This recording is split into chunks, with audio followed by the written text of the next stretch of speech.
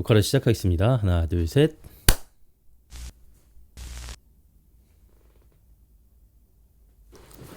안녕하십니까. 오늘 영상에 들어가기 앞서서 제가 얼마 전에 목감기 걸렸습니다. 이제 한 일주일 정도 됐는데요. 목이 막 지금은 아픈 정도는 아니고 그냥 좀 뭐랄까 좀 밭은 기침이 나고 가래가 좀 생기는 그런 정도라서 이렇게 영상을 진행하다가 기침을 할 수도 있고 그러니까 조금 양해를 부탁드립니다. 저도 다 낳고 나서 영상을 찍고 싶었는데 그걸 기다리다 보니까 벌써 목요일이 됐어요. 제가 원래는 월요일 날 촬영을 주로 하는데 오늘 지나면 이제 내일은 아예 찍고 만들기가 좀 어려울 것 같아서 이게 제가 편집을 아무리 안 한다고 해도 그래도 영상 찍고 뭐 만들고 하는데 4-5시간 걸리거든요. 죄송합니다. 제가 오늘 계속 이럴 것 같아서. 아무튼 그래서 기다리고 기다리다가 결국은 목요일이 돼서 오늘은 그래도 찍자라는 마음으로 이렇게 영상을 찍고 있습니다. 중간중간 물을 계속 마시면서 해볼게요.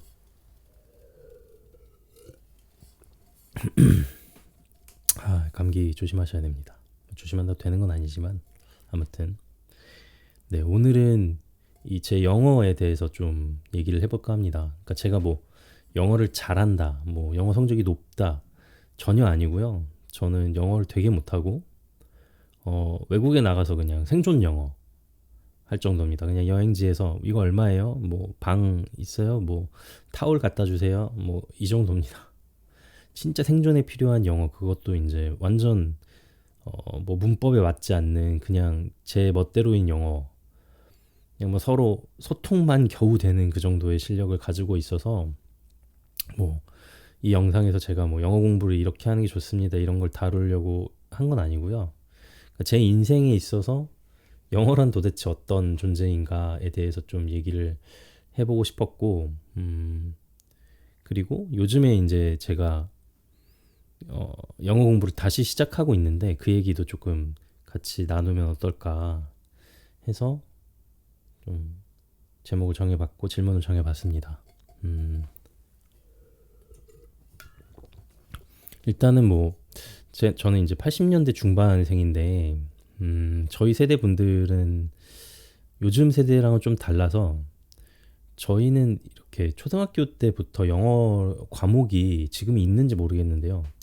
그 영어에 대해서 초등학교 막 저학년 때부터 막 그렇게 해온 세대는 아니에요. 저만 해도 초등학교 6학년 때 처음으로 영어 과목이라는 게 이제 시범적으로 생기면서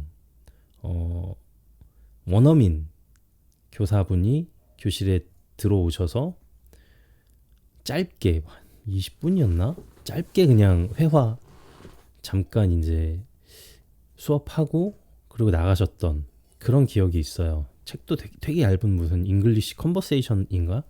뭐 그런 책이 있었던 걸로 기억하고 또 뭐 시험 과목에 들어가지 않았던 것 같아요. 당연히 그거보다 더 어렸을 때 그 가령 뭐 유치원 때라든지 그거보다 더 어렸을 때 영어를 같이 공부한다는 건 전혀 생각도 안 해봤던 세대입니다. 근데 또 한편으로는 저희 이제 초등학교 때부터 그런 게 이제 중요성이 부각되기 시작하면서 중학교 들어가고 초등학교 6학년 때 이제 영어 과목이 이제 신설되면서 몇몇 이제 부모님들은 아이들한테 이제 그런 공부를 시키기 시작했죠. 그러면서 자연스럽게 이제 우리나라의 어떤 문화적 특성상 학원들이 생기고 교재가 생기고 뭐 과외 같은 것들이 생기고 이랬습니다. 그래서 제 기억으로 되게 유명했고 애들이 많이 했던 게 이제 전화 영어 그런 거 많이 했어요. 전화 영어가 되게 획기적인 그런 거라고 이제 한창 막 광고를 많이 했어요. 요즘으로 치면은 뭐 인터넷 강의 같은 거죠. 요즘에는 뭐 개인 과외 이렇게 온라인으로 하는 것들 버스에 광고가 많던데 그런 식이었어요. 왜냐면은 저희 어릴 때 저희 형님 세대, 부모님 세대가 공부했던 건 성문 기초 영문법 뭐 이래가지고 테이프 막 이렇게 많고 그거 들으면서 초록색 책 뭔지 아시죠? 성문 그 기초 영어 초록색 책, 뭐 파란색 책 이런 거 막 보면서 길씩 진짜 깨알같이 돼 있는 걸로 보면서 막 문법 공부하시던 그런 세대였기 때문에 실시간으로 뭔가 원어민과 혹은 영어를 잘하는 사람과 대화를 한다는 거, 내가 액션을 하면 그거에 따른 리액션이 상호작용이 된다는 그 강점이 전화 영어를 엄청 급부상시켰습니다. 그래서 저는 안 해봤는데요. 좀 가격이 좀 비싸서 제 친구들 중에는 꽤 은근 전화 영어를 하는 친구들이 있었어요. 그래서 아, 그런 게 있구나라는 것도 알고 있었고, 흔히들 더 흔하게 했던 건 구몬 영어, 뭐 눈높이 영어 같은 학습지 영어들 많이 했고, 아이템플은 수학만 있었나요? 뭐 어쨌든 그런 류의 것들을 좀 했었던 걸로 기억이 납니다. 네. 뭐 그런데 저는 이제 그 뭐 비용 때문에 그랬던 것도 큰 것 같아요. 뭐 영어를 그렇게 조기에 교육받지는 않았던 것 같아요. 저는 그게 참 다행이라고 생각하는데 어 뭐 공부할 게 하나 덜 있었으니까요. 뭐 그 당시에는 참 좋았다고 생각합니다. 지금도 뭐 마찬가지인 것 같아요. 음, 제가 어릴 때는 뭐 그런 뭐 과외나 혹은 뭐 학습지나 뭐 이런 것들을 할 형편이 안 됐어요, 집이. 그래서 그런 것들을 한 번도 해본 적이 없고 해본다 해도 뭐 한 달 잠깐 진짜 몇 개월 안 되게밖에 그냥 맛보기 정도로만 했지. 그리고 일단은 그게 제 취향이랑 안 맞더라고요. 학습지도 막 눈높이 보면 되게 얇잖아요. 그러니까 저는 뭔가 이렇게 쌓여가면서 그 그걸 이렇게 막 책도 두껍고 이래야 그걸 내가 뭔가 가지고 하고 있다라는 거에서 오는 그런 성취감, 그리고 뭐 그거에서 오는 어떤 자부심 같은 거, 괜히 어린 마음에 있는 그런 것들이 저는 공부하게 해주는 어떤 원동력 같은 거였는데, 그런 학습지는 너무 얇고 그리고 보관하고 싶지 않게 생겼어요. 그러다 보니 그게 제 취향이랑 좀 안 맞더라고요. 그래서 뭐 한두 달 하고 뭐 이렇게 해보다가도 부모님한테 안 맞는다 해서 안 하게 된 것도 있고, 저도 어린 마음이었지만 집안 형편상 그걸 넉넉하게 할 수 있는 게 아니라는 것도 알고 있었고, 그래서 안 했던 것도 있습니다. 근데 자연스럽게 영어는 중학교 때부터는 이제 교과 과목이니까 이제 영어 공부는 그때부터 하게 된 것 같아요. 어떻게 보면 저는 뭐 한 7년 정도 한 거죠. 초등학교 6학년 때 시작해서 이게 쭉. 아, 초등학교 때 저희 학교가 무슨 영어 교육 시범학교였나 봐요. 그래서 제가 지금 기억나는 게 시청각실이라는 게 1층에 좀 비어 있는 공간이 있었는데, 거기를 이제 교장 선생님이 쫙 밀고 어 컴퓨터를 쫙 놓고, 컴퓨터실 옛날 아시죠? 이렇게 책상에 유리 있고 그 안에 브라운관 모니터 들어있는 그거를 쫙 깐 다음에 어떤 영어 프로그램을 사오셨나 봐요. 근데 그게 이제 키보드로 하는 게 아니고 어떤 오락실에 가면은 왜 이렇게 버튼 세 개만 따다다닥 누르는 게임 있잖아요. 그런 것처럼 생긴 그 어떤 조이스틱이 있고, 가운데는 이렇게 조작하는 레버가 있는 게 아니고 이렇게 볼로 된, 그러니까 마우스 볼만 이렇게 이만한 게 들어있는, 한 이만한 마우스 볼이 이렇게 반 정도만 보이게 꽂혀 있는 그런 조작 패드가 있고 조작 볼이 있고 옆에는 버튼들이 있는 그런 뭐 조이스틱이라고 해야 되나요? 뭐 어쨌든 그런 조작 부가 있는 그런 영어 프로그램을 사오셨나 봐요. 그러면 화면에는 무슨 만화처럼 돼 있고 뭐 이렇게 볼 굴려가지고 마우스 커서 움직여서 뭐 달력 이렇게 누르면 뭐 January, February 뭐 이렇게 나오는 그런 거, 이제 반복적으로 영어 시간 되면은 가서 공부하고 뭐 할 수 있게 게임도 있고요. 뭐 그런 것들 했었던 것 같아요. 음. 저는 아직도 그게 기억나는 게 이 조작하는 게 굉장히 좀 불편했다는 기억과 이 1월, 2월, 3월, 4월 외우는 게 너무 어려웠다는 그 기억만 있어요. 아직도. 준이랑 줄라이가 너무 헷갈렸고 특히 이제 악토버 뭐 노벰버 이렇게 넘어가기 시작하면 아휴 기억도 안 나고 월화수목금토일 이렇게 요일 배우는 것도 너무 힘들었고요. 안 외워지더라고요 저는. 뭐 그랬던 기억이 있습니다. 초등학교 때 영어 공부하니까 갑자기 생각이 났네요.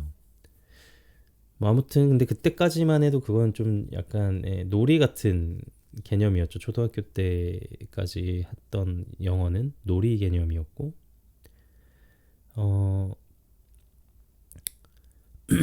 그리고 이 초등학교 때 교장 선생님이 그 영어에 굉장히 심취하셨는지 유학을 갔다 왔던 학생이 있었어요. 그러니까 어릴 때부터 거기 살았던 거겠죠. 그 친구랑 아침마다 영어 방송을 하셨어요. 방송반에 카메라를 틀어놓고 라이브로 교장 선생님 앉아 계시고 그 친구 옆에 있고 어떤 교재 펴놓고 이제 교장 선생님이랑 이렇게 수업을 하는 거예요. 그러면 그 옆에 친구가 그 원어민처럼 이제 이 발음을 내주는 거죠. 마치 그 개그 콘서트에 그 사투리 하는 그런 코너 있잖아요. 그런 것처럼 뭐 소녀는 뭐죠? 그럼 boy. 뭐 소녀는 뭐죠? girl. 막 이렇게 하는 건데 뭐 애들이 그냥 쭈르륵 앉아서 봤죠. 뭐 다 딴짓하는 시간이긴 했어요, 솔직히. 막 떠들지만 않고 그냥 지 할 거 하고 막 낙서하고 이런 시간이긴 했는데 저는 또 하나 기억나는 게 그 이제 외국에서 살다 온 친구는 진짜 원어민이었거든요, 발음이. 방금 했던 소녀를 하는데 girl 하는데 도대체 어떻게 발음을 하는지 모르겠는 거예요. 걸도 아니고 기어도 아니고 뭐 아무튼 뭔가 이상 오묘한 발음인데 girl만 하는데 내가 그 막 혓바닥 어떻게 움직이는지 볼 수도 없는데 그 소리를 아무리 따라 하려고 해도 아예 안 되더라고요.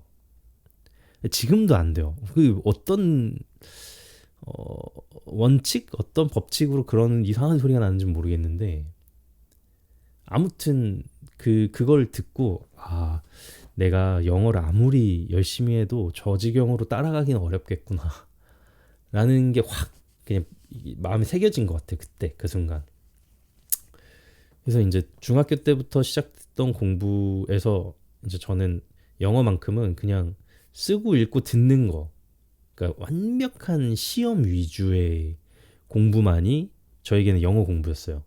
그러니까 중고등학교 때 영어 점수가 내신은 나쁘지 않았어요. 왜냐면 선생님들이 수업한 데서만 나오고 뭐 단어 외우면 되고 뭐 하니까 그러니까 성적은 나쁘지 않았는데 발음이나 영어 말하기는 전혀 못하는 거죠. 그러니까 여기서만 있는 거예요. 여기서만.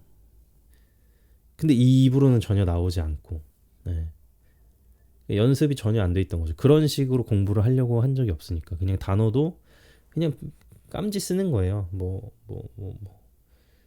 information 뭐 정보, information 정보, information 정보 이것만 계속하고 가리고 뭐 information 가리고 이렇게 하고 왜 저희 때는 그런 거 있었잖아요. 뭐 우선순위 영단어인가? 그 책 맞나요? 이렇게 약간 반쪽짜리 핸드북처럼 생겼는데 빨간색 필름지 두꺼운 거 들어있고 글씨 이제 정답 부분은 빨간색으로 돼 있어서 이렇게 탁 대면은 그 영어만 남고 뜻은 가려지는 그런 책 유행했잖아요. 그거 들고 다니면서 스스로 계속 이 테스트하고 하루에 막 몇 장씩 하고 그것만 계속했어요. 영어 교과서 계속 파고 지문 외울 정도로 막 달달달달. 근데 그게 별로 소용이 없는 게 이제 그게 어떻게 보면은 살아있는 영어는 아니잖아요. 영어긴 영어지만 이게 구어가 아니고 문어니까 진짜 외국 사람 만나서 대화하는 데는 별로 도움은 안 되더라고요. 물론 제가 살면서 외국 사람 만나볼 기회도 없었고 뭐 해외 여행도 학창 시절 가본 적이 없으니까 사실 쓸 데가 없죠. 영어는 진짜 그냥 진짜 시험만 보는 과목이었던 거죠. 저한테는. 음, 뭐 수능은 뭐 그렇게 잘 보진 못했어요. 뭐 준비가 부족했던 것 같기도 하고 뭐 어느 수준 이상 되니까 그냥 그렇게 달달 외우고 하는 것만으로는 좀 문제가 있더라고요. 제가 그것 때문에 이제 노량진도 가서 직독직해, 그 당시에 이제 저희 고등학교 때 직독직해 진짜 유행했습니다. 그냥 문법 따지지 않고 처음부터 쫙쫙쫙 읽어가는 직독직해. 저는 이제 한샘학원을 그 당시에 다녔는데 거기 한샘학원 이제 박상석 선생님 수업을 자주 들었어요. 그분이 이제 직독직해 어떤 달인이라 그래가지고 막 방학 되면은 새벽에 막 거기 줄 서가지고 그 수강권 끊고 사는데 어렵게 구해서 샀습니다. 뭐 어머님이 고생 많이 하셨죠. 그래서 거기서 직독직해 듣고 도움이 꽤 되긴 했어요. 왜냐면 이제 수능 지문은 교과서에 있는 지문을 그대로 실는 게 아니고 새로운 지문이 나오는데 그거를 쭉쭉쭉쭉 읽어가면서 내용 파악을 해야 됐었어요. 저희 교육 과정에서는 내용 파악을 빨리 해서 그 내용과 이 질문과 보기에 있는 게 어떤 차이가 있고 뭐가 정답인지를 빨리 가려냈어야 돼가지고 빨리 읽는 게 어떻게 보면은 관건이었던 시험인 거죠. 영어 시험은.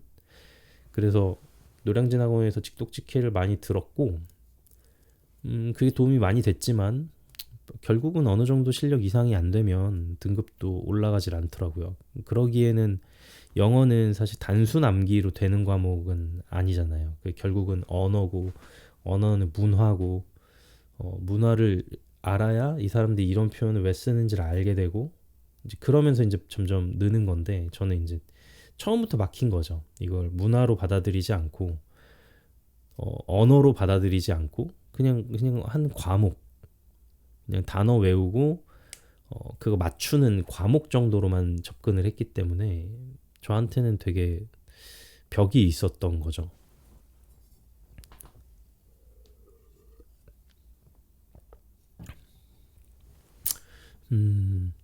근데 또 그 수업에서 제가 노량진 학원에서 들었던 그 직독직해 수업에서도 딱 하나 기억에 남는 게 있어요.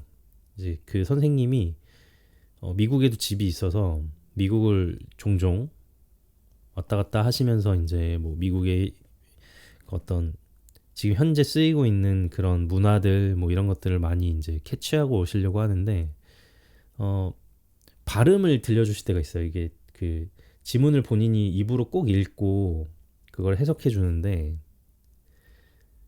그, 그 발음 중에 기억에 확 꽂혔던 게 이 필름 있잖아요. 필름.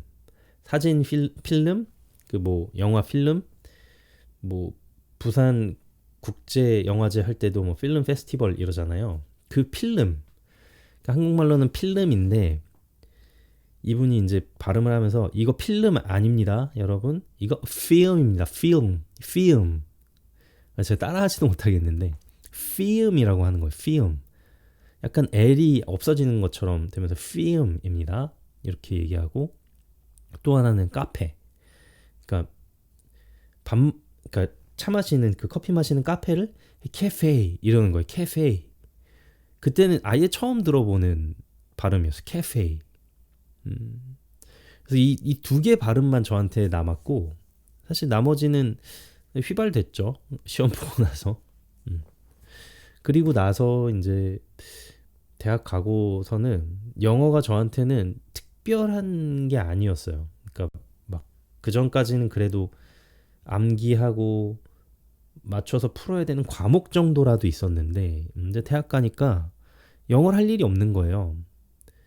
물론 영어를 접할 일은 더 많아졌어요. 왜냐하면 저는 이제 공대 출신인데 공대 교수님들이 원서를 좀 선호하시는 편이더라고요. 저희 학교는. 그러니까 원서를 보는데 거기는 다 영어잖아요. 근데 물론 그게 이제 영어 공부를 위한 책이 아니니까 그 영어를 일일이 다 해석해가지고 그 뜻을 아는 건 별로 중요하지가 않아요. 공대니까 이제 수학 기호라든지 어떤 연산들이 중요한 거고 그 의미가 중요하고 어떻게 푸는지를 아는 게 중요하지 그 영어 문장 하나하나를 정확하게 해석할 필요는 없거든요. 그러니까 이제 영어도 사실은 어려운 영어로 되어 있지 않고 단어도 처음에는 낯설고 좀 생소한 단어들이 있지만 좀 눈에 익으면 익을수록 그냥 한국말처럼 보이는 그런 영어들이거든요. 그래서 영어의 어떤 레벨이 더 올라간다라는 느낌은 아니고 그냥 우리 이 전공책에 있는 영어는 영어라기보다는 그냥 이 전공의 언어 같은 느낌이었어요. 왜냐면 책의 한 3분의 2 이상은 숫자밖에 없으니까 오히려 그 숫자 그 수식을 연구하고 그 수식을 이해하는 게 더 어렵지. 솔직히 거기 있는 영어를 이해하는 건 어렵진 않았거든요. 그러니까 영어 레벨이 올라갈 일이 없죠. 그렇다고 뭐 제가 따로 영어 회화 수업을 듣는 것도 아니었고 학교에서 진행하는 어떤 그런 외국인들과 만나는 그런 프로그램들을 제가 참여한 것도 아니었어요. 그러니까 그러고 보면 저는 좀 예전부터 생각한 거지만 좀 언어적인 재능이 없다라는 생각을 쭉 했어요. 언어적인 재능이 막 남들처럼 특출나지 않다. 그러니까 저도 언어 말고 다른 분야에서는 조금 특출난 부분들이 있죠. 뭐 예를 들어서 공간 지각 능력 같은 것들이라든지 아니면은 뭐 어떤 계산하는 능력이라든지 뭐 뭔가를 추리하는 능력 뭐 이런 것도 있잖아요. 그런 종류의 것들 중에는 조금 특출난 부분이 있지만 다만 언어적인 능력은 내가 좀 떨어진다라고 스스로 생각하고 있었고 사실 관심도 없었어요. 그래서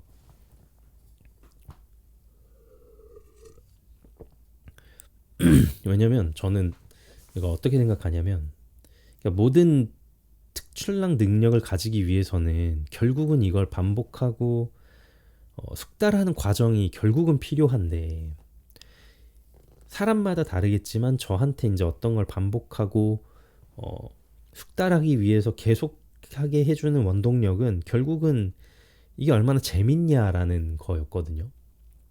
그러니까 이게 이게 재밌고 어, 흥미가 계속 생기고 원초적인 즐거움이 있다면 그걸 계속 반복하는 습관이 있더라고요. 그러니까 편집 같은 게 그렇죠. 그러니까 이거는 제가 계속 연구하고 계속 할 수 있었던 건 어쨌든 편집 자체가 즐거우니까 영상을 찍고 어, 촬영을 하고 기획을 하고 어쨌든 영상과 관련된 모든 분야의 것들이 계속 반복하고 또 하고 또 해도 지루하지 않은 어떤 재미가 저한테는 있었기 때문에 그 모든 분야를 한 번 하고 끝내는 게 아니고 여러 번 계속 반복 숙달하고 그러다 보니까 또 새로운 걸 도전해 보게 되고 시도하게 되고 안 되는 걸 연구하게 되고 하는 과정에서 이게 실력이 느는 건데 이 언어 같은 거는 조금 아까도 얘기했듯이 이 문화가 베이스가 되어 있잖아요.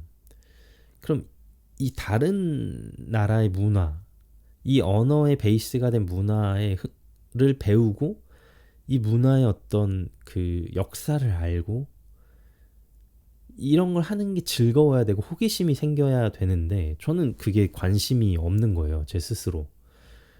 음, 그리고 또 한 가지는 사람들은 그러죠. 이렇게 영어를 배우고 외국인이랑 얘기할 때 이게 막 통하기 시작하면 재밌다고.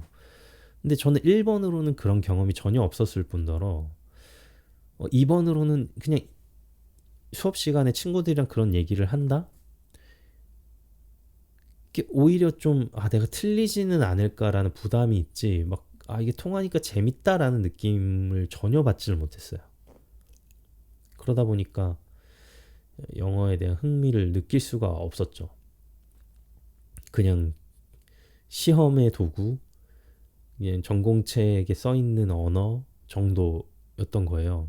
그리고 더 결정적으로는 결국은 졸업을 하거나 취업을 하려면 시험 성적이 필요하잖아요. 토플이나 탭스, 뭐 토익 이런 것들이 필요한데 결국은 또 다시 영어가 이렇게 즐거울 겨를이 없이 그냥 또 시험의 도구로 그냥 또 가버리는 거예요. 저의 입장에서는.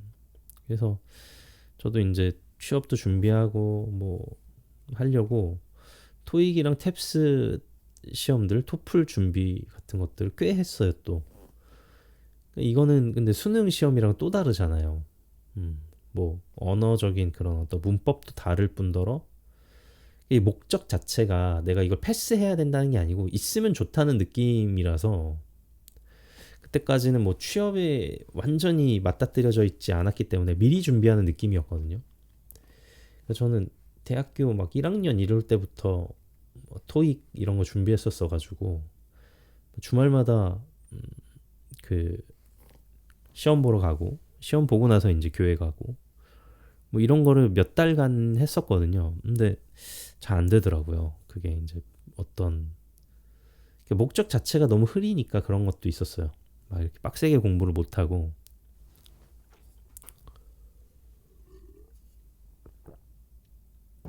그러니까 이게 지지부진하게 된 거죠. 영어 공부 자체가. 이제 그러다가 어떤 이제 계기를 제가 맞게 됐습니다. 일단은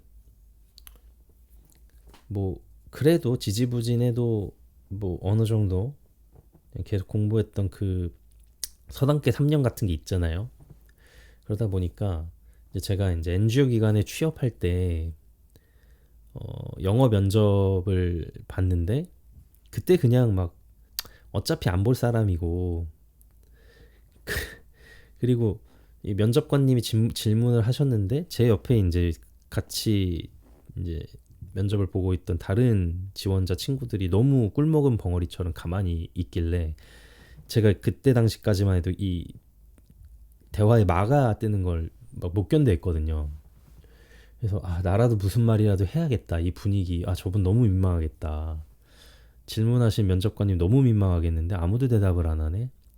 해서 이제 그때 막 말도 안 되는 미친 듯 미친 영어를 막 했죠. 음. 뭐 지금 기억도 안 나요. 뭐 제가 머릿속에서 나온 게 아니고 그냥 입에서 그냥 막 나온 거예요. 네. 아마 녹음해서 들어봤으면 진짜 못 들을 만한 거였을 거예요. 근데 그거에 이제 너무 친절하게 면접관님이 계속 재차 이런 질문 저런 질문을 이어서 꼬리를 물고 해주시고 저도 이제 그걸 꼬리를 물고 답변을 하다 보니까 그때 딱 느낀 거예요. 어떤 영어라는 건 지금까지 제가 문법이랑 어떤 뭐 수거, 관용어 이런 것들 막 순서 맞추고 뭐 have pp 막 써야 되고 뭐 can 뒤에는 조동사 뭐 뒤에는 뭐 동사 원형 써야 되고 막 이런 거에만 집착을 해가지고 결국은 어떤 말을 해야 될지를 생각을 못 해봤었는데 그러니까 순서가 완전 바뀐 거죠. 무슨 말을 해야 될까를 생각하고 영어로 표현해야 되는데 지금까지는 영어 표현만 신경 쓰고 무슨 말을 해야 될지를 아예 생각하지 않고 살았거든요. 근데 그 면접 자리는 제가 무슨 말을 해야 될지를 먼저 생각할 수밖에 없잖아요.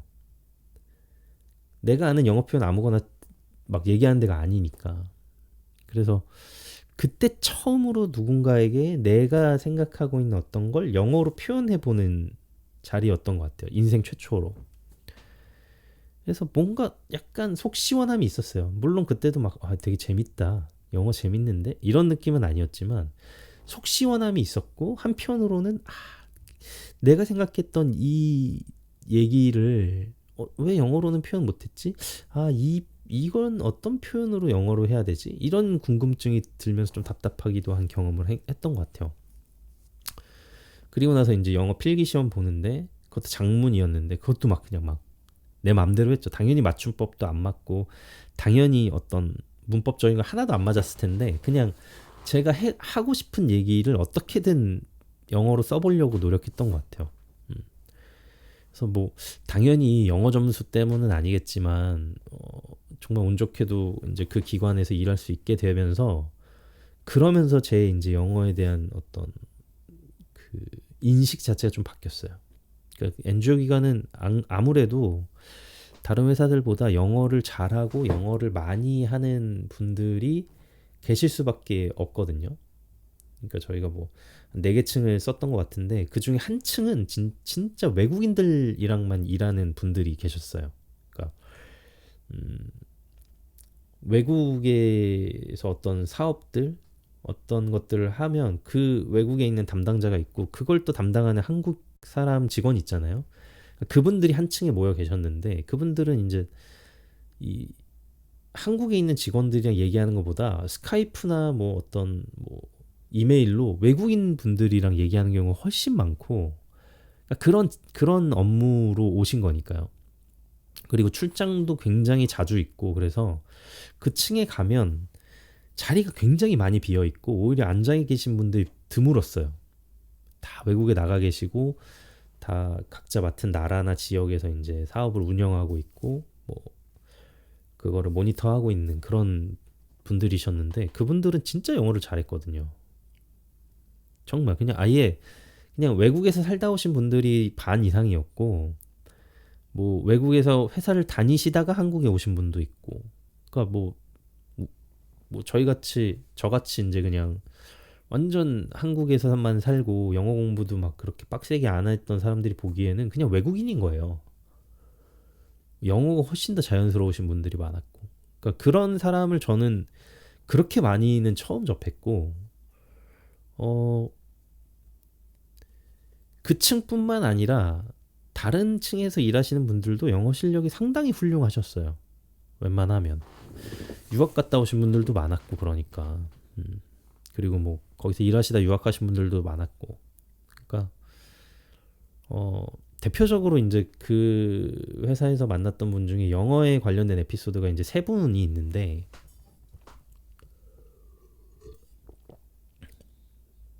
한 분은 그 영어만 하는 그 층에서 근무하셨던 분이에요.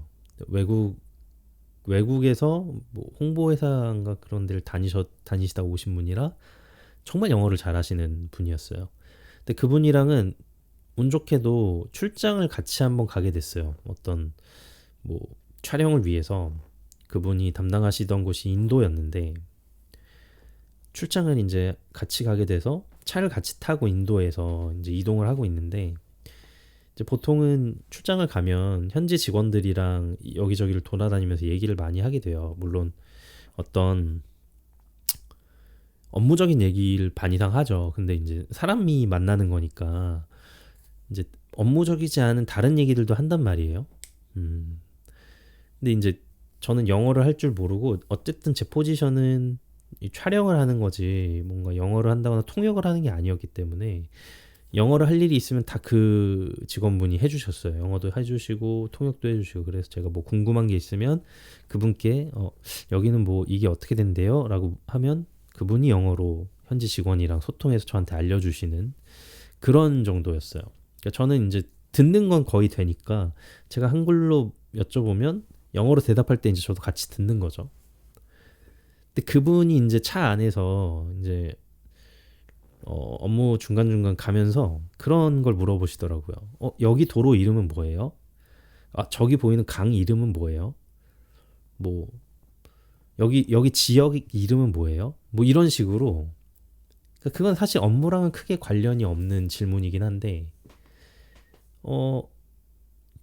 그분 성향일 수도 있어요. 궁금한 걸 계속 질문하시는 게. 근데 이제 그런 것들이 그 차 안에서의 분위기도 좋게 해주면서도 그 영어로 되게 쉬운 표현이잖아요. 저 강 이름 뭐냐 이렇게 물어보면 What's the name of the river? 뭐 이런 식으로 얘기하면 되잖아요. 근데 그분이 진짜 외국에서 오래 살다 오신 분이라 되게 어렵게 표현할 수 있는 것도 되게 쉬운 영어로 그냥 제가 듣기에도 이건 무슨 뭐 중고등학생 영어 중고등학생 요즘 중고등학생 말고요. 저 때 그러니까 이게 무슨 되게 너무 어린애 영어인가 싶은 정도로 이렇게 쉽게 물어본다고? 라는 그런 느낌으로 영어를 하시는 거예요, 그분은. 그러면서도 그런 대답하기도 쉽고 질문하기도 쉬운 걸로 계속 끊임없이 대화를 현지 직원분들이랑 하셨어요. 그러니까 이제 왜 영어권 나라가 아니면 그 나라 특유의 발음 같은 게 있거든요. 특히 인도는 좀 그런 것들이 있잖아요. 그게 처음에는 듣기가 되게 어려워요. 이 사람들이 쓰는 그 특유의 발음들을 알아듣기가 힘들고 또 이 나라에서 특이하게 쓰는 그런 어떤 표현들이 있어요. 그러니까 예를 들어서 뭐가 있을까요? 그냥 이건 예를 든 거예요. 이렇게 쓰는 건 아니고 뭐 예를 들어서 우리는 오케이 라고 하는 그 영어 표현 있잖아요. 뭐 어쩌고저쩌고 저쩌고야 그럼 오케이 알았으면 오케이 하거나 아니면 어, yes 하거나 뭐 이런 표현들이 우리한테는 익숙하잖아요. How are you? I'm fine, thank you. And you? 하는 것처럼 이렇게 딱 그냥 고정되어 있는 한국식 영어가 있잖아요. What's your name? My name is 뭐뭐뭐 뭐 이런 것처럼 그게 외국은 좀 다른 표현들이 고정되어 있는 게 있더라고요. 뭐 오케이가 뭐 아프리카에서는 뭐 다르게 불렸어요. 뭐 alright 뭐 예를 들어서 그러는 거예요. alright 이라고 한다거나 오케이라고 안 하고 해도 되지만 그냥 입에 붙어 있는 표현 자체가 어릴 때부터 그냥 그렇게 교과서에 그렇게 실려 있는 것들이 있는 거죠. 그러니까 그런 표현들에 익숙해지는 게 시간이 좀 걸리거든요.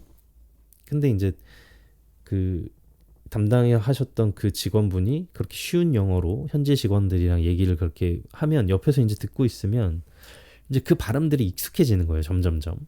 그러면서 이제 실제로 중요한 얘기, 사업적인 얘기들을 할 때 그 발음이나 어떤 표현들이 신경 쓰거나 잘 몰라서 그 얘기가 길어지거나 혼돈되지 않게 되더라고요. 저도. 그러니까 의도하신 건지는 모르겠는데 현장에서 그렇게 막 이제 자연스럽게 분위기를 만들고 얘기를 많이 하게 하고 그러면서 뭐 이 사람 성향도 알게 되고 이 나라 분위기도 알게 되고 뭐 이런 것들을 이렇게 가벼운 영어로 하시더라고요.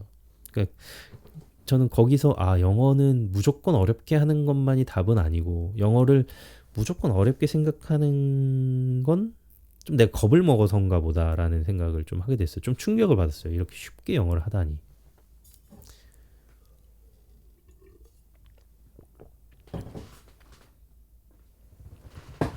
그리고 두 번째로는 반대로 엄청 영어를 어렵게 하시는 분이 계셨어요.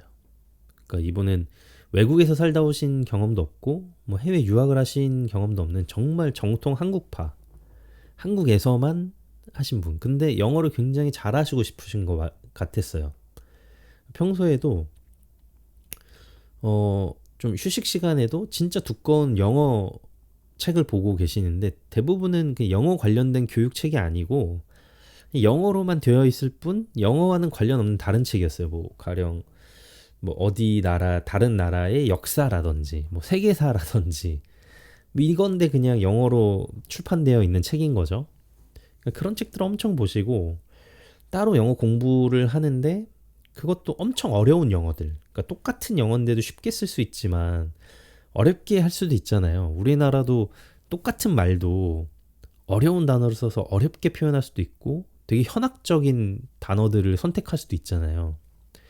그러니까 영어도 그런 표현들이 굉장히 많을 텐데 그런 것들을 주로 공부하고 영어를 쓰려고 해도 쉬운 걸 놔두고 굳이 어려운 걸 이렇게 선택해서 쓰는. 그러니까 그분이랑도 출장을 같이 가봤는데 진짜 어려운 영어. 그러니까 들으면 무슨 말인지 모르겠는 단어들을 쓰는 거예요. 네. 근데 그렇게 영어 공부를 하고 싶으 하시는 분이 계셨어요. 그리고 그런 식으로 영어를 쓰려고 노력하시고, 그러니까 뭐,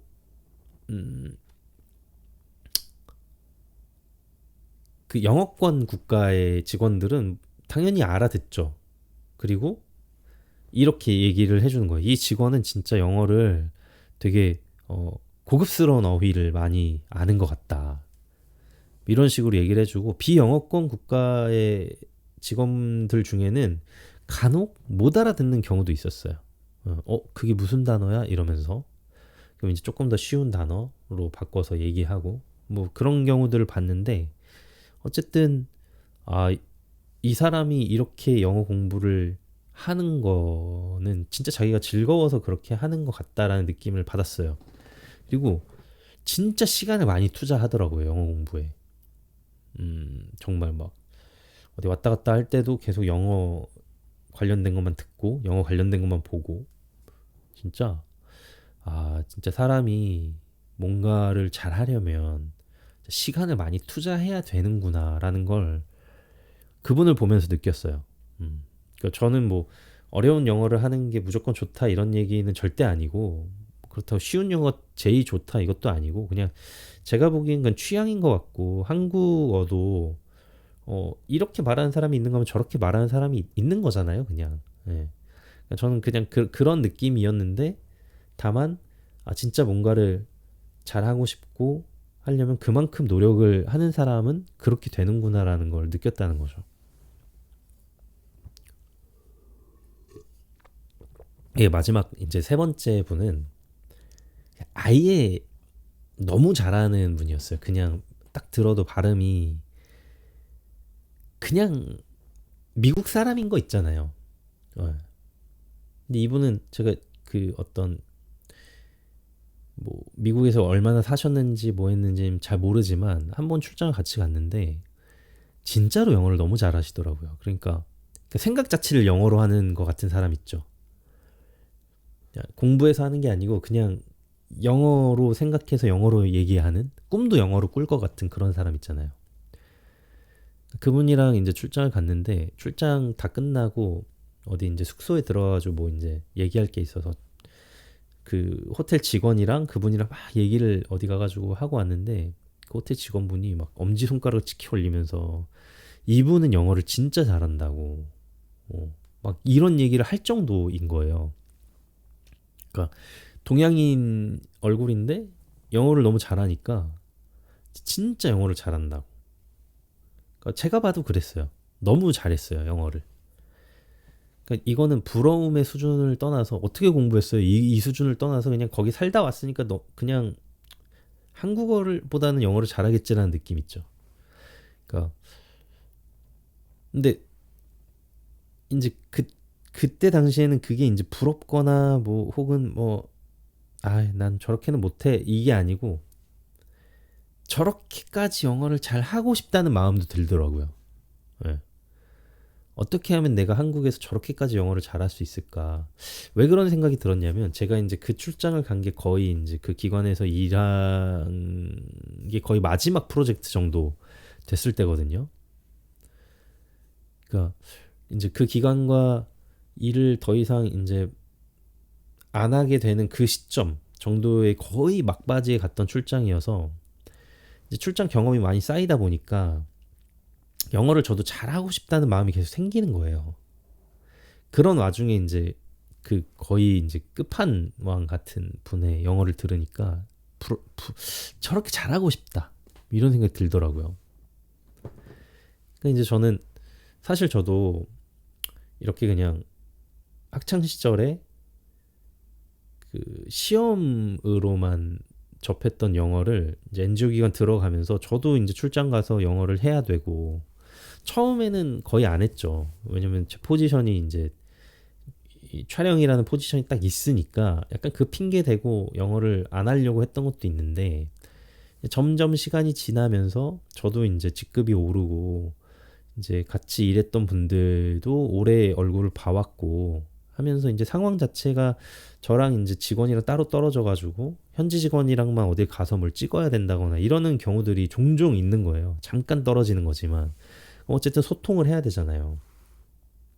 그럼 저도 한두 마디씩 이제 점점 하다 보면 이제 영어를 위한 영어가 아니고 이제 소통을 해야 되니까 영어를 하는 건데 내가 이제 머릿속으로 생각한 걸 영어로 정확하게 표현을 하는 게 좀 버거운 거예요.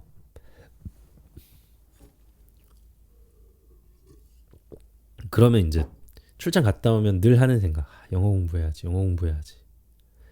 근데 제가 아는 영어 공부라고는 진짜 그냥 깜지, 시험 보고 토익 이런 거밖에 없으니까 그런 걸로는 이게 실력이 안 느는 거 너무 잘 아는데 답답하다. 그냥 이러고 이제 또 까먹고 업무에 이렇게 치이다 보면 또 영어 공부는 우선순위 밀려나고 그러다가 또 출장 가면 영어 공부해야지. 영어 공부해야지. 제가 어떤 일까지 있었냐면 아프리카에서 출장을 갔다가 이제 환전을 다시 재환전을 해와야 되거든요. 왜냐면 아프리카 돈을 한국에 가져와 봤자 이게 재환전이 어려울 뿐더러 아무래도 좀 복잡한 게 있어서 가능하면 현지에서 이제 뭐 현지화가 좀 남으면 그걸 달러로 재환전해가지고 가져와야 되는 그런 게 있었어요. 그래서 이제 공항에 가서 티켓팅을 하고 이제 면세점까지 들어갔어요. 그래서 이제 여기서 재환전을 하면 되겠다 하고 이제 다른 직원분들이랑 재환전을 하러 갔는데 하필이면은 그 시간이 식사 시간이라 그 면세점 안에 있는 그 환전소가 문을 닫은 거예요. 근데 이거 환전을 해가야 되니까 어떻게 물어 가지고 다시 밖에 있는 환전소로 나갔어요. 근데 웃기죠? 면세점까지 들어갔다는 거는 이 보안 검색 때 다 지났다는 거고 나올 수 없잖아요. 근데 어떻게 하다 보니까 나왔어요, 저희가. 그래서 다시 이제 티켓 발부하는 그 게이트 있는 데로 나왔는데 거기서 이제 환전을 하고 이제 또로 다시 이제 거꾸로 들어가려니까 당연히 안 되죠. 그래서 안내 직원 안내 받아가지고 다시 이제 보안 검색 통과해가지고 다시 들어갔어요. 아직 비행기 시간이 좀 남았었고 전광판에도 좀 시간이 남았었고 파이널 콜도 안 불렀고 해가지고 진짜 동전 몇 개 남은 거 있어서 그걸 이제 처분하려고 이제 뭐 음료수나 이런 거 사고 있었는데 그리고 이제 게이트로 가보니까 비행기가 떠났다는 거예요. 근데 시간이 아직 안 됐는데 그래서 막 항의를 했죠. 파이널 콜도 없었고 아직 시간이 안 됐는데 떠났다니 말이 되냐 그랬더니 우리는 파이널 콜을 이 안에서 했고 그 전광판 잘못된 건 난 모르겠다 뭐 이런 식인 황당한 경우가 있어서 근데 그런 사람이 저희 말고도 여럿 있는 거예요. 그래서 이제 그 사람들이랑 쭈르륵 해가지고 항공사 쪽으로 가가지고 이제 항의를 해야 되는데 영어 잘하시는 그 직원분들이 뭐 때문인지 멘붕에 빠지셔가지고 아무것도 못하고 이렇게 딱 그냥 계시는 거예요.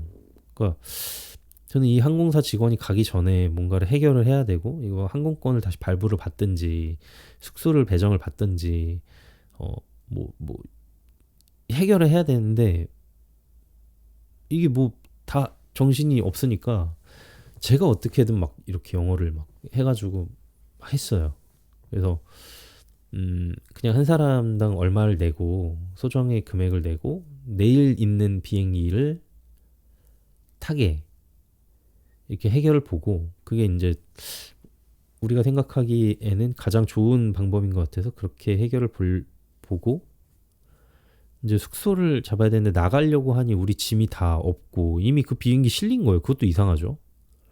우리 짐은 실려 있는 채로 나가고 사람은 없고 그 원래 비행기 그렇게 출발 못 하잖아요. 어쨌든 우리한테는 짐이 없어. 그냥 비행기에 들고 타려고 했던 아주 간단한 거밖에 없어가지고 그 뭐 숙소를 잡으려고 해도 나갈 수도 없고 나가면 또 저기 시내까지 가려면 또 한참이고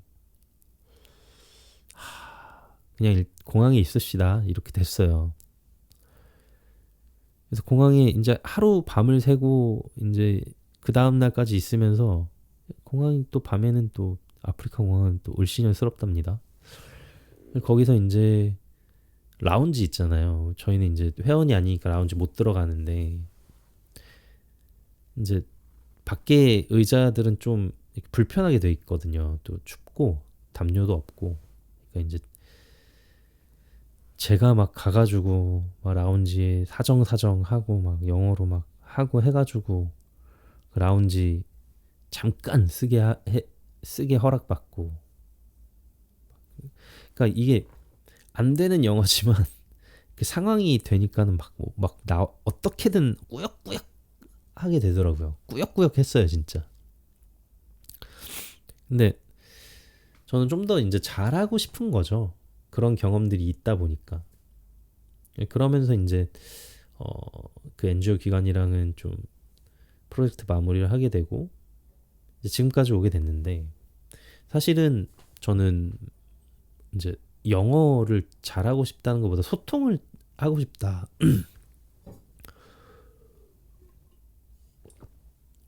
소통만 하면 되니까 그러면 그냥 요즘에 번역기들 워낙 잘 나오고 조금만 기다리면 내가 보기에는 실시간 번역이 영어를 대체할 것 같은데 굳이 영어를 잘해야 하나? 뭐 이런 생각이 좀 있었거든요. 얼마 전까지만 해도. 그리고 좀 그런 게 있는 거예요. 그러니까 내가 외국 가서 영어 하는 건 당연한 거고 한국에 오는 외국인들이 한국어 안 하는 건 좀 기분이 안 좋다. 그리고 영어 하는 게 왠지 사대주의 같기도 하고 약간 그런 자존심 상해하는 그런 것도 조금 있어가지고 영어 공부 안 해. 그냥 자동 번역 나오면 그 자동 번역기 쓸 거야. 막 이런데 이렇게 막 귀에다가 이렇게 탁 붙여놓으면 자동으로 막 번역되는 그런 거 나올 것 같지 않아요. 그런 거 나올 때까지 기다릴 거야 하고 기술이 언어를 이제 능가할 것이다 이런 생각으로 있었는데 얼마 전에 좀 생각이 그냥 바뀌었어요. 그냥, 그냥 왜 내가 학창 시절부터 영어 공부를 그렇게 했는데 내가 외국인 만나가지고 내 머릿속에 있는 그냥 그런 생각들 하나 얘기를 못하는 게 좀 억울한 거예요.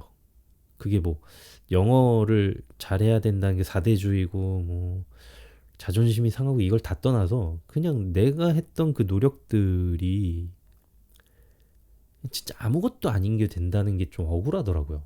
그냥 가만히 앉아 생각하는데. 그래서 음, 저는 아내한테는 이제 영어 공부하고 싶으면 어디 뭐 문화원 가고 학원 다니고 회화 학원 끊어도 된다 막 이러는데 저는 사실 할 생각을 안 했거든요. 근데 올해 들어서 그래 내가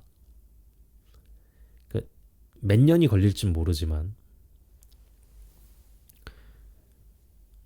최소한 지금 시작해가지고 뭐 5년이 걸린다? 그래서 5년 뒤에 내가 45이 됐을 때 영어를 잘하게 된다면 그러면 성공적일 거다라는 생각이 들었어요. 근데 지금 안 하고 그냥 가만히 있다가 또 5년 뒤에 5년 전부터 좀 할 걸.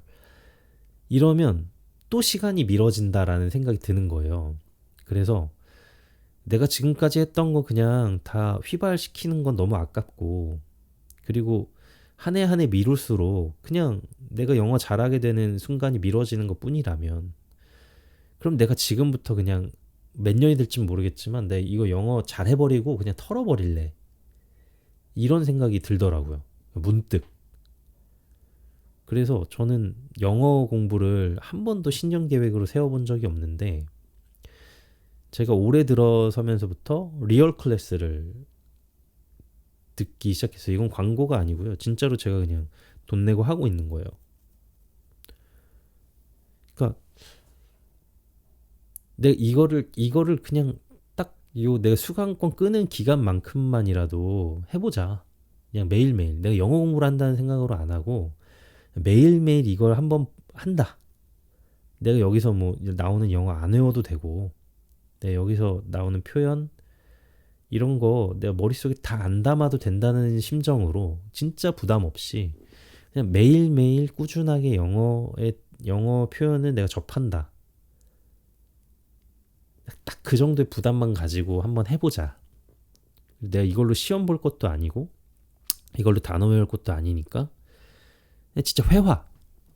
그냥 사람들이랑 말하는 거. 내가 이 문법 생각 안 하고 그냥 누가 이렇게 나한테 질문하면 이렇게 대답하고 내가 이런 거 물어보고 싶으면 이렇게 영어로 물어본다. 이 정도만 알자. 뭐 더도 덜도 말고 그냥 딱 그 마음으로 이제 시작한 지 2달 정도 됐어요.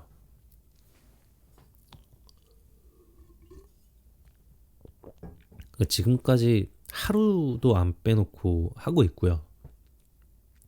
어, 매일 수업하는 거 한 20분 정도 하고 그리고 일주일에 2번 정도는 1시간짜리 이제 수업 듣고 하고 있어요. 근데 생각보다 이게 되게 쉬울 것 같았는데 이것도 쉽진 않더라고요. 역시.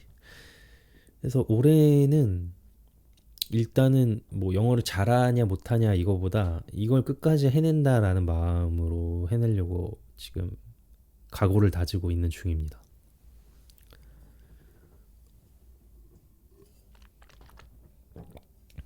음, 영어가 제 인생에서 부담이었던 적은 한 번도 없어요. 잘하려고 했던 적이 없으니까. 음, 근데 지금도 부담은 아니거든요. 뭐 잘해야 된다는 부담 자체는 없으니까 그건 똑같은데 어, 잘하고 싶어졌어요. 어, 영어 잘해? 누가 이렇게 물어봤을 때 웬만큼 해? 정도까지는 해보고 싶어졌어요. 음, 내가 무슨 일을 하고 있고 나는 이런 거 좋아하고 어, 하는 그런 어떤 면접 질문들 있잖아요. 그런 거 정도는 내가 영어로 그냥 술술술 편하게 그냥 사람들이랑 얘기할 수 있는 정도까지 상당히 수준이 높긴 하죠. 근데 이제 어려운 영어로 말고 되게 쉬운 영어로 친구들이나 혹은 이제 처음 보는 이제 외국인들이랑 얘기할 때, 무슨 일해? 나 이런 일 하는데 한국에서 음, 이런 매력이 있는 일 하고 있어. 나 이렇게 유튜브로도 이렇게 사람들이랑 소통하려고 노력하고 있고 내 인생을 기록 중이야. I'm recording it. I record my life and I I 막히네요. 나 이런 거 기록하고 남기고 있어. I live 맞나요?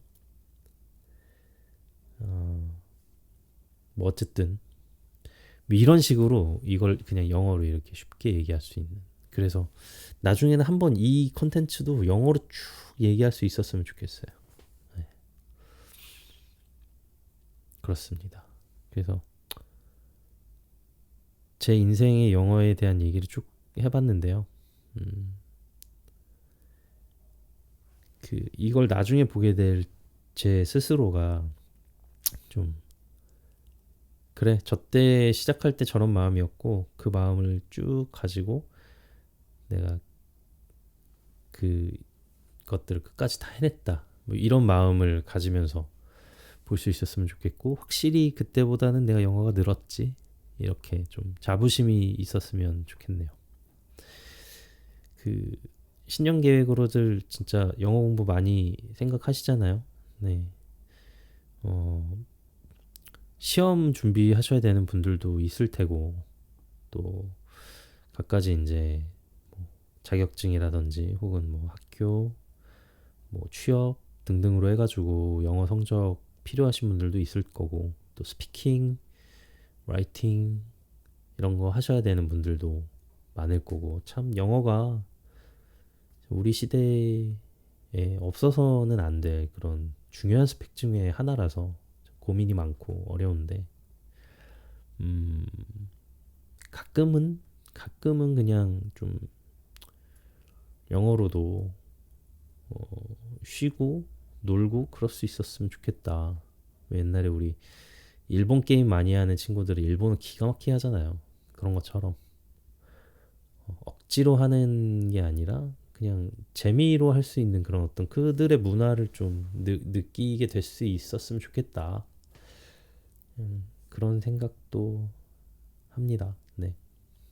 음, 여전히 스트레스인 분들도 많고 저한테도 약간 좀 부담이지만 예, 한국어가 공용어가 되는 그날까지는 좀 기다려야겠죠.